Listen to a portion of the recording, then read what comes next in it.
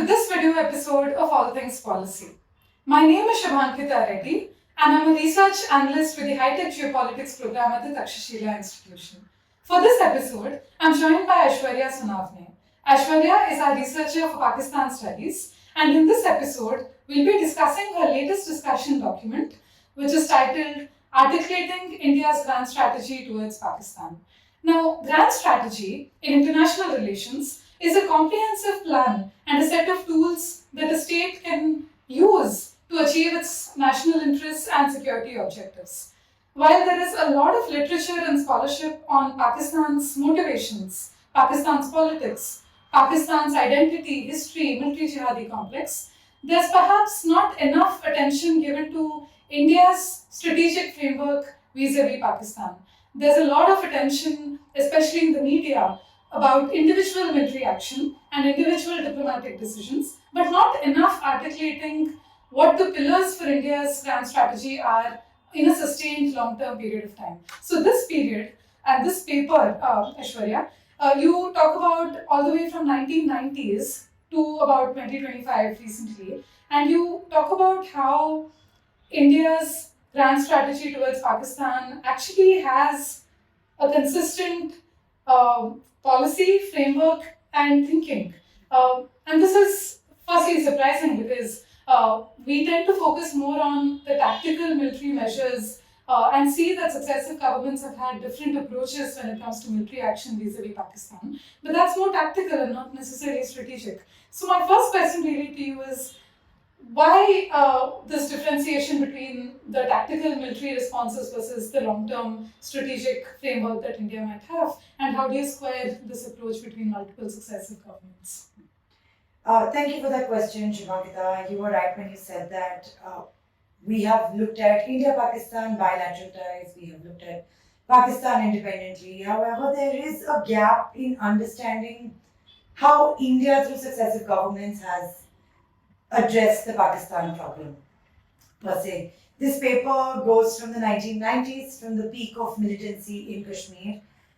And while we may see a differing approach between successive governments, I think through this paper I've recognized that from the Vajpayee government to the Manmohan Singh government and now to the Modi government, there has actually been a remarkable thread of continuity in how Indian governments have approached Pakistan. While we've seen our media reports, media headlines presenting a starkly different approach at boxing these administrations in how they've looked at Pakistan. However, if I take a bird's eye view and look at India's grand strategy to Pakistan, which again is not something that has been articulated, but India's central objective has always been to limit Pakistan's capacity to hinder or impede India's economic development as well as India's national security. One would argue that these approaches have been different, but the eventual goal of the governments have been to limit Pakistan's capacity to disrupt India. And we've seen some degree of similarities, right? Like Vajpayee initiated peace initiatives like the Lahore Declaration, which came alongside the Kargil War, where there was a military posture that was taken. Manmohan Singh leaned on strategic restraint, gave more importance to India's internal economic growth and internal economic capacity. And eventually, when this economic disparity, this was not lost on Pakistan, right? As Pervez Musharraf, the former president of Pakistan, in his memoir, did say that one of the rationale behind the 1999 Kargil War was also in a view that Pakistan needed to act sooner before the economic and conventional military gap between India and Pakistan widened. When we look at the Modi government, there is a lot that has been said in the Indian media, how the Modi government has a stronger military posture, definitely. But the way I look at it, I would split the Modi government's approach, or rather the NDA government's approach to the Pakistan problem in two phases. In the first phase, Modi invited Nawaz Sharif to his swearing-in ceremony in 2014. In 2015, Modi, on his trip to Kabul on his way back, stopped in Lahore to meet with Nawaz Sharif. So there were these overt attempts to present India as not a hostile state. However, that drastically changed in 2016 with a calibrated military approach, and we all know post Uri, India conducted something called a surgical strike, when military retaliation was launched near the line of control, which geographically exceeded to the international border in 2009 with the Balakot strike. And then with Operation Sindoor, we struck Pakistan deep inside Punjab. So, not to take away the fact that there have been attempts by all three governments to also engage with Pakistan, but also have a stronger military and diplomatic position, especially under the Manmohan Singh government, where um, Pakistan's isolating Pakistan diplomatically was the central policy, if I may. Yeah. And India's approach to Pakistan could not have been better articulated than what Shashi Tharoor did a few months ago, when essentially he said, we're not interested in warfare with Pakistan, we would rather be left alone to grow our economy. Essentially describing Pakistan as a frustrating distraction for India. So we understand that there are limitations to our ability to curtail Pakistan, because one of the key takeaways from this paper also for me was the concept of deterrence in the conventional sense just doesn't apply to India-Pakistan relations. Right. You speak about how the best that India could do is dissuade, raise the costs, and still the threat of subconventional warfare, which is terrorist action from across the border, is never really going to go away, because there are structural challenges there, and at the same time, for Pakistan, much of this is deep-seated in their domestic politics, nationalist narratives, so it's very, very difficult. But what would you say are broad pillars in terms of India's strategic framework towards Pakistan?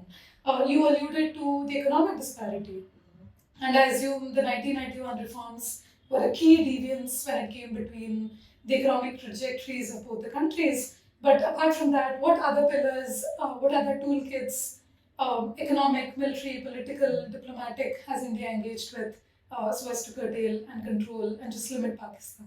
That's an interesting point that you raised about deterrence, and I'll come back to that very shortly. But you mentioned India's economic growth.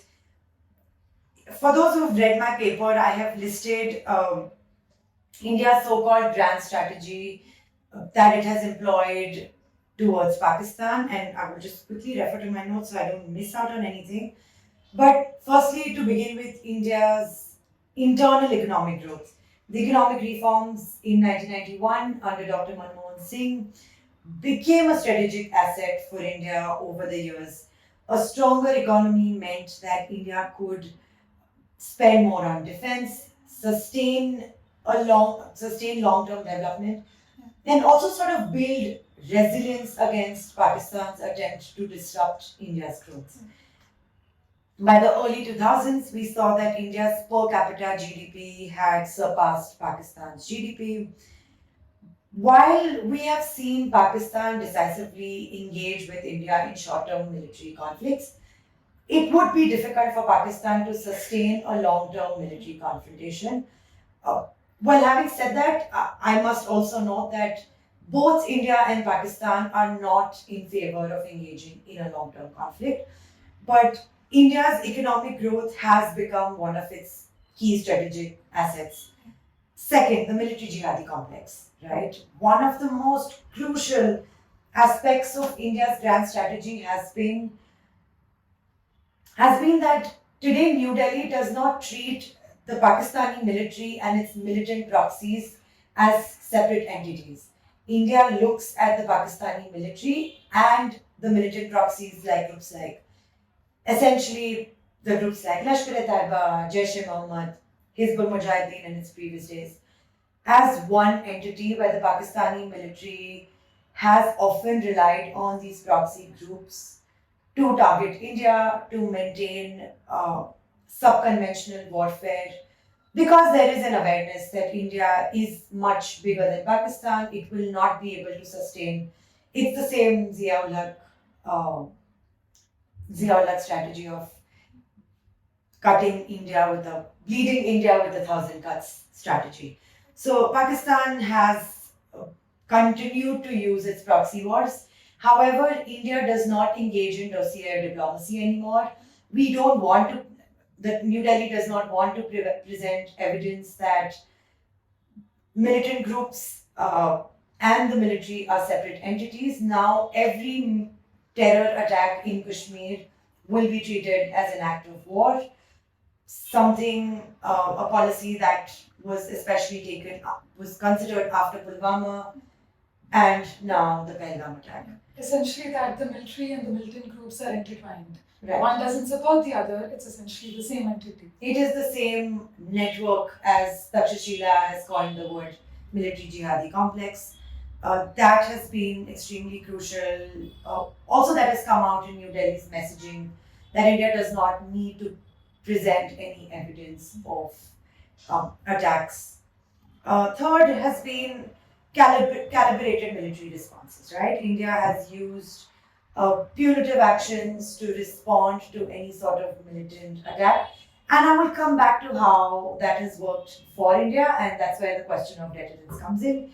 But through these military responses, India has essentially sought to raise the cost of terrorism for Pakistan. Obviously, we need to study if this has had an any impact on how Pakistan uses proxy warfare or subconventional warfare against India. But India, with this approach, has now raised the cost of terrorism on Pakistan, sort of made it an unsaid policy that every terror attack will be met with a calibrated military response. Right. So, post 2008, we saw the FATF relisting, the international pressure that India imposed on Pakistan. So, this intent and willingness to impose costs and raise just the means and incentive to engage in such warfare, I think that's been consistent. Although recently we've seen military escalations and responses in the last 10 years, as you were mentioning. And coming now to the fourth pillar of India's grand strategy, internal security as it pertains to Kashmir. Do you want to highlight a little more on that? Definitely. I think bolstering India's internal security has been a consistent pillar of this so-called grand strategy, or the way we look at Pakistan. The LOC fencing that began under the Manmohan Singh government was an attempt to physically separate Pakistan-backed militants and Pakistan-based militants from the radicalized individuals in Kashmir. This was also a way for India to reassert its territorial assertions in Kashmir. We saw the creation of NIA, the National Investigative Agency, after the Mumbai attacks of 2008. We have seen how paramilitary forces, modernizing police units have all been a part of this approach. More specifically, the securitized environment in Kashmir, it has been consistent throughout successive governments in India. So I think just securing internal security has been extremely important in this. And India has always maintained that Kashmir is an internal issue and rejected any internationalization of this matter, right? Yeah. So seeking to always engage bilaterally with Pakistan versus having, say, Trump involved recently. Yeah, absolutely. And that brings me to my fifth point, where there has been a domestic political continuity. India has adhered to the Simla Agreement, where all governments successively have maintained that Kashmir is an internal issue. All issues pertaining to Kashmir will be resolved through bilateral channels with Kashmir. Like you said, India has consistently rejected any third-party mediation. There has been a dissuasion of cross-border terrorism. The use of military force in Kashmir, like I said, has been consistent. Also, all governments have actively tried to avoid a full-scale war with Pakistan. That has again been a very decisive policy to India's domestic political continuity. Um, Sixth point, something that has been extremely integral to India's strategy towards Pakistan has been something called as composite nationalism as an ideological counter to the two nation theory. Yeah. Despite the communal fault lines in India's domestic politics today, on an international stage, India has always sought to present itself as a pluralistic society where India has leveraged its pluralistic identity before the international community to counter Pakistan's two nation theory, which is essentially the basis of Pakistan's identity and establishment. So India sort of frames this rivalry as a contest between an inclusive, pluralistic India versus a theocratic,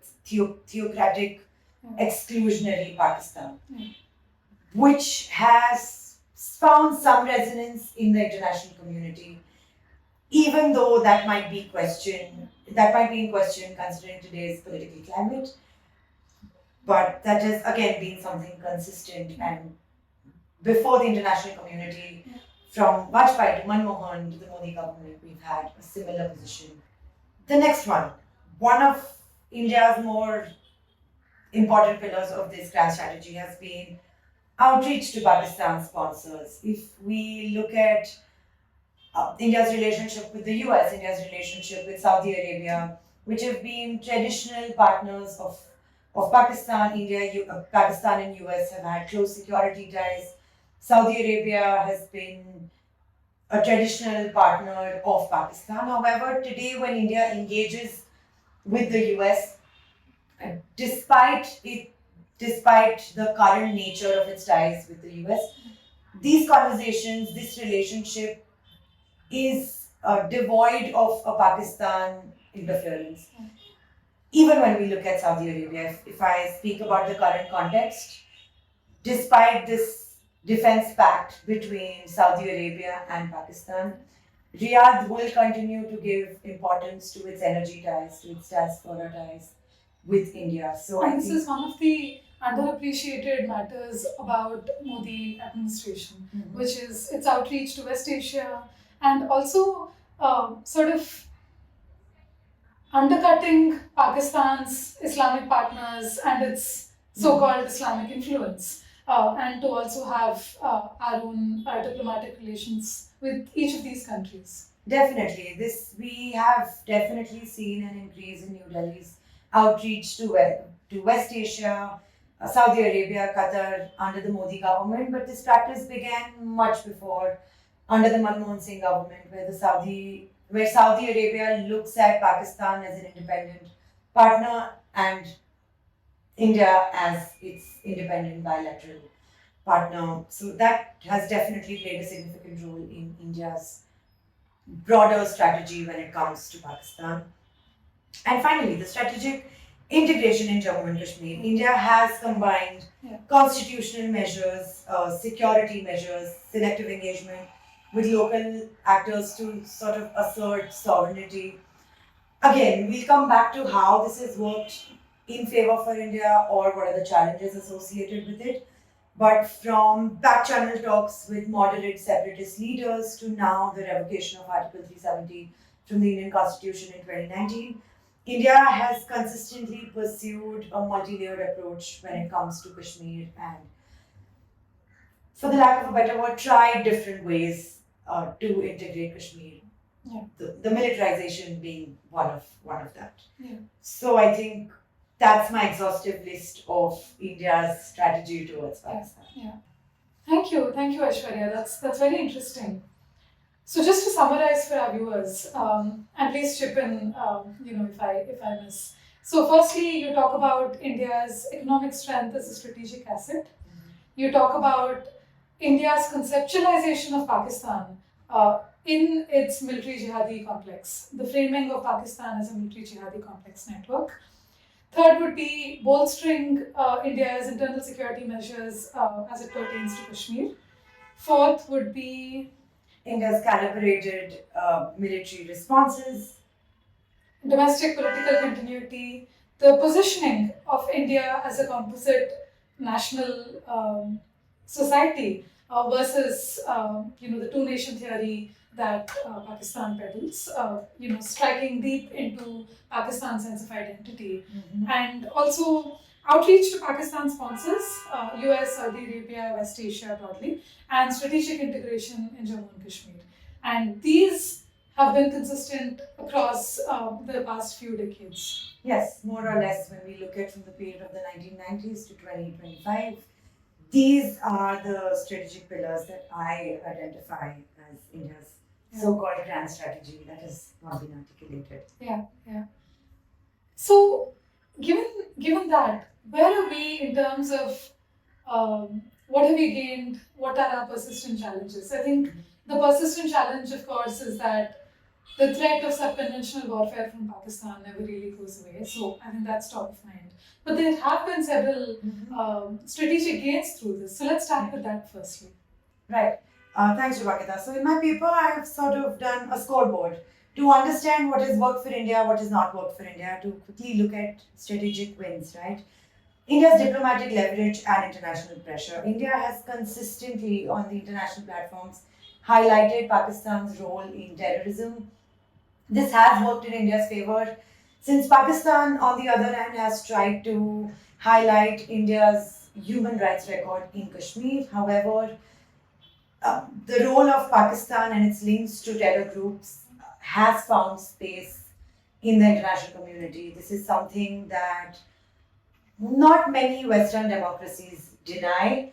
This also, India's position, I would say, was sort of bolstered when Osama bin Laden was found in Abbottabad, which not very far from a military complex in 2011, where Pakistan also realized that, my apologies, US also realized that Pakistan was in fact not a solution to the terror problem, but it was part of this terror problem. Something that has consistently been employed from the Manmohan Singh government. It has pursued multiple international forums, international platforms, and this has also worked, right? Pakistan was placed on the FATF grey list multiple times, although it is off the grey list now. It did cut Pakistan off from the international financial market, definitely caused damage there. Moreover, it had reputational costs where the world identified and recognized Pakistan's links to terror groups. Secondly, the economic asymmetry as a strategic asset that has worked. We've already spoken in length about this, how India's economic trajectory with privatization, liberalization, and in the successive years, how India's economic position worked in its favor against Pakistan, where it also sort of enabled New Delhi to have these strategic partnerships. When we now have engagements with Saudi Arabia, we have energy ties with Saudi Arabia. When we look at the US, we have trade ties with the US. Even with China, we have independent ties, and I think India's economic position sort of worked in its favor. Thirdly, I would say the calibrated military responses. Although we would definitely come to the theory of deterrence and how that has not worked, but India has targeted strikes that India has sort of maintained a control over the escalation ladder, where it has managed to raise the cost of terrorism. For Pakistan, we've seen this, like I said, in 2016 with the Uri strikes, 2019 with Balakot, and 2025 with Operation Sindoor. These actions have sort of, stated India's resolve against cross-border terrorism. So even though we have not deterred Pakistan, but I would say we have still delayed Pakistan's use of subconventional forces. And that can be seen, right? The scope of terror attacks that used to happen in urban cities in India has significantly gone down. Today, even when it comes to Jammu and Kashmir, we haven't seen major attacks in urban areas in Srinagar. These attacks have now moved to Jammu areas, to South Kashmir, near the Pir Panjal region. So I would say there has been a shift from urban to rural. shift in militancy. Yeah. And we'll come back to militancy in Kashmir in the following categorizations. Next, definitely has been strengthened internal security and border management, fencing the LOC, the use of unmanned aerial vehicles, stronger intelligence have definitely reduced infiltrations in Kashmir, and the militarization, at least now to a certain extent, has managed to control militant attacks in Kashmir. We still don't know the impact that it has had on local grievances. However, strictly speaking, in numbers with respect to terror attacks, that is definitely brought down in control. Yeah. However, persistent challenges remain. Like we were Absolutely. discussing, this is a situation of a very, very resilient military jihadi complex.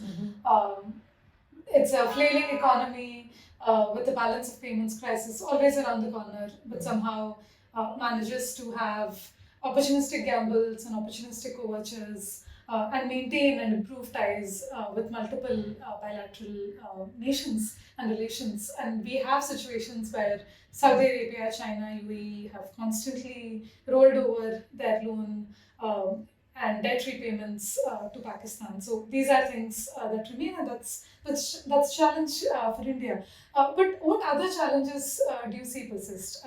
We've discussed about deterrence, we've discussed about military jihadi complex and its continual sway. But what about in Kashmir? What about the fault lines in Kashmir? What about the other challenges that remain for India? Right, before I come to Kashmir, I want to quickly touch upon the military jihadi complex. And looking at Operation Sindoor, right, we saw Asim Munir promote himself to Field Marshal. This is a signal in the domestic community, in the military community, that Pakistan has in fact won this war. Pakistan has been able to decisively stand against a much bigger India, which indirectly says that their resolve to use proxy warfare is not, we've not been able to deter that. In fact, I would say that Pakistan today is more emboldened against India and more emboldened in its military capabilities. So I would say that despite these military responses, the military jihadi complex in this entity remains resilient.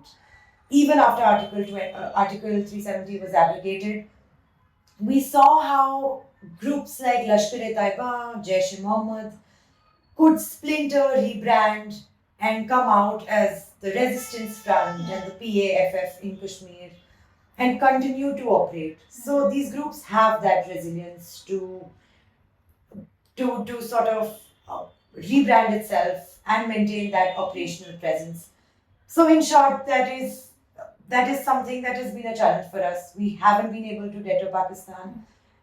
On the contrary, Pakistan today now is more emboldened. When it comes to now, India has sort of stated and boxed itself that every terror attack will be met with a military response, which leaves no room for strategic reconsideration. This is a stated policy. This is what the domestic audience now expects from the Indian government. So, in the absence of any sort of communication, back channel talks, the use of UAVs, there is an increased threat of mismanagement of the escalation ladder. Now today, India has found a way to carve a space between subconventional warfare, where it can conduct a military response above conventional warfare, but below the nuclear threshold. But there is definitely that risk of mismanagement. And finally, coming to fault lines in Kashmir, despite Article 370 and what has been perpetuated in the narrative that is presented by New Delhi, there are a lot of concerns that need to be addressed in Kashmir. There are local grievances.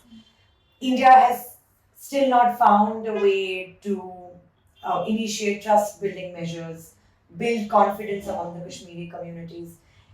And that remains a problem because that gives Pakistan or Pakistan backed groups, when I say Pakistan, I mean the Pakistani military and Pakistan backed groups, a space to radicalize, recruit, and exploit these grievances in within the local community in Kashmir. So that is definitely something that New Delhi needs to address. And again, that is not new. We've seen that happen through successive governments. The use of force has continued to maintain mistrust and discontent um, between New Delhi and Kashmir. And two things are true as this is happening. First is there is increased use of technology in military and warfare at this point in time.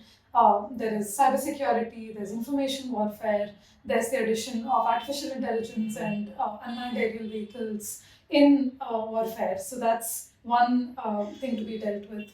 And the other is what you call insulation in your paper, which is over time, and specifically maybe starting from the 2008 Mumbai attacks, we have seen from limited engagement to now almost separation of the economic and cultural spheres between India and Pakistan. And what I mean to say is pretty much no people-to-people ties. Today, Bollywood cannot feature, say, Pakistani actors. There's always some element of uncertainty when it's an India-Pakistan match, whether that match is really going to go through or whether they're going to shake hands or not, things like that. So there is definitely this positioning of separation when it comes to cultural exchanges. What is your take on this? Right, Shubhavita, like you mentioned, there is absolutely no people to people contact, there is no back channel mechanisms between governments, and that is especially risky during crises like Operation Sindoor, when unmanned aerial vehicles were used to maintain control over the escalation ladder. In such cases, I think it is important that we at least have some degree of back channel communication. The risk of miscommunication is very high, and that's a risk that we shouldn't be willing to take. Absolutely, and this is not something new, right? Even during the Cold War era, back channel talks, back channel networks were open between the US and the Soviet Union. And like we say, we can't get to choose our neighbors, we can't get to change our geographies, we just need to find a way or change our approach in how we deal with this Pakistan problem. And as they say, this is something that Mr. Reyes Dulat often says, there are no military solutions to a political problem. And we should at least have channels for back channel negotiations between India and Pakistan, just to avoid, like you said, mismanagement in case of future such conflicts. Yeah. And as they say, keep your friends close, but keep your enemies closer. And that perhaps is a good thought for our viewers to ponder upon as we come to the end of this video podcast. Thank you so much, Aishwarya, for your paper. Thank you so much for sitting through and indulging me with my questions. I learned a lot over this conversation. And that's all for this episode of All Things Policy. We'll see you in the next episode. Stay tuned.